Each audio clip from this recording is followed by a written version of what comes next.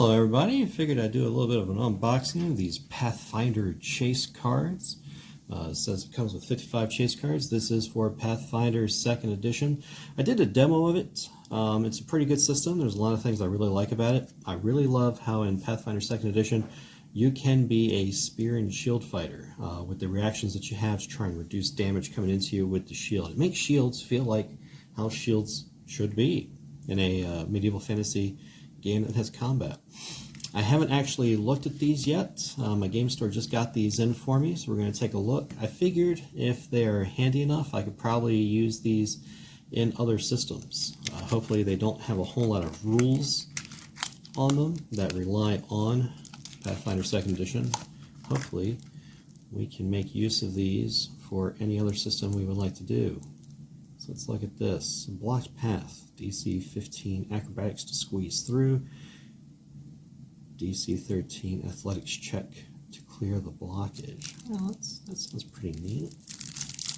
Let's break this open.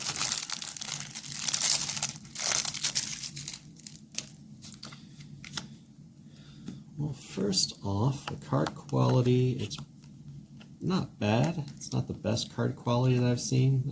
It's not like a trading card. It's a little bit thinner than that. So if you were to get like a Magic the Gathering card or something like that, they're usually like a double ply with a blue core in them. So they're really durable. These feel a little bit thinner than a normal poker card to me, at least.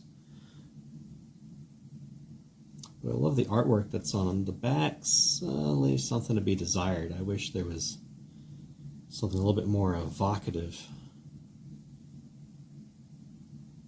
But it gets the job done. And really, we're not here for the backs. Probably going to put these in sleeves anyway, make them easier to shuffle.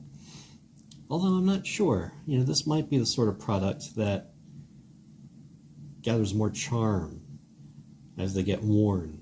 Like fraying around the edges, kind of like cards to an old board game. It might pick up some more character as you do that. So the thin paper might work in that regard as you start shuffling and shuffling and shuffling and use it. Probably after like 3 or 4 years of using them, it'll get worn and frayed around the edges and might pick up a little bit more character. So I'm not familiar with what the chase points are. I'm assuming that's part of the chase mechanic in Pathfinder 2nd edition. I haven't gotten that far yet. Again, I've only done a demo game of it. But it looks like the DCs you could use in D&D 5th edition. DC 15, that's not too bad. But it is neat that it presents a special obstacle for you. So as you're doing a chase through a city, blocked path, and it gives you some quick DCs to work with. Cramped passage to squeeze through. Perception check to find a better route. I like that. So it is giving some neat options for a dungeon master or game master who wants to run a chase scene and wants to present some unique opportunities. Forked path to navigate the shortcut, to march through the longer path. Guard animal. All right. And the game side artwork has just been very nice and fun. It really gets the sense across of what that situation is. Nature check to calm it down. So yeah, I mean, I wouldn't have thought of putting a guard animal. And you could even have this if you're going down like the wrong forked path. Oh, someone has an animal leashed up that you try and make your way past so you can sneak past it or calm it down. Hanging strands. Acrobatics to swing across. This would probably be more of a nature, or if you're chasing someone through the docks, you could probably use that. A rat swarm. So as opposed to just running, you know, a combat for a rat swarm, you could try and scare them off, or you could try and just run through and enduring their bites. I might actually try and incorporate that. That's a really good idea, just in a normal rat swarm combat. Probably like throw more than they can handle at them, but allow them to have the chance to maybe use a torch to scare them off and have them give me an intimidation check. Or if they don't scare them off, let's say they fail, but they only fail by like 5, probably allow them to reduce them by half. So characters that aren't good at combat and attacking with melee and whatnot, they at least have options But that's a really neat one. Refuse heap to avoid breaking the crust. So, if anyone has not seen 1917 yet, definitely watch it. There is a scene in there that will remind you of. Fortitude save to not lose your lunch. Rickety bridge, rushing water. So it looks like all of these are unique. Smoke clouds, steep slope. So I have to say this was a really good purchase. It looks like I can use these in a lot of different settings just to give me ideas. And since they're all unique, sleeping beasts, and you can have all sorts of different beasts on standby. Ooh, a complex ward. See, I wouldn't have thought of doing that in just a random chase scene. Fungus grotto, pit trap. Oh, that's neat. Now it's swapped over to a purple border.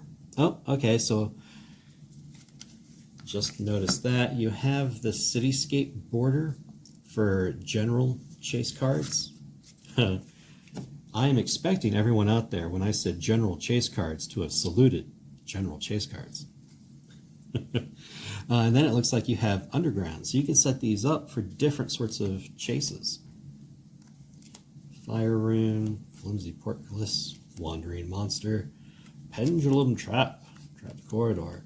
Well, what do we have here? Urban setting. All right, so you can try and make your way through a crowd. Fruit cart, surprise it's not cabbage vendor. Rickety rooftops, gang of ruffians, twisted alleyways, a construction site. That's very cinematic. A corrupt patrol.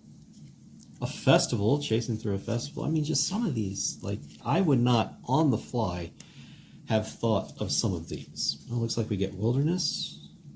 Yep, wilderness, brambles,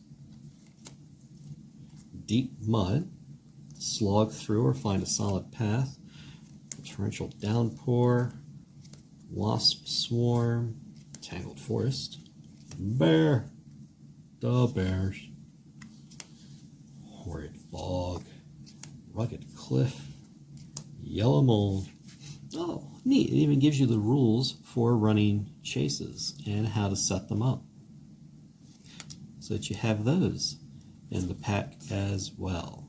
Ending the chase, group size. Then this looks like your legal boilerplate card. And what do we see here? Critical hit deck. That might be interesting. I've not incorporated special critical hit rolls in other games, but it might be neat to pick up this critical hit deck. If it's as useful as this chase deck looks, critical fumble deck. But I could definitely recommend Pathfinder 2nd edition chase cards. It definitely gives you a wide array of settings and occurrences to run chases through several different types of settings. Gives you some quick on-the-fly ideas. You can shuffle them up to have random chases every time, random occurrences, just to liven them up. And that way it's not just, oh, I go this way, I make a skill roll. I go this way, make a skill roll. I go this way, make a skill roll. You have a little bit more flavor involved. You come across a wandering monster, and you could even devolve some of these into their own unique encounters.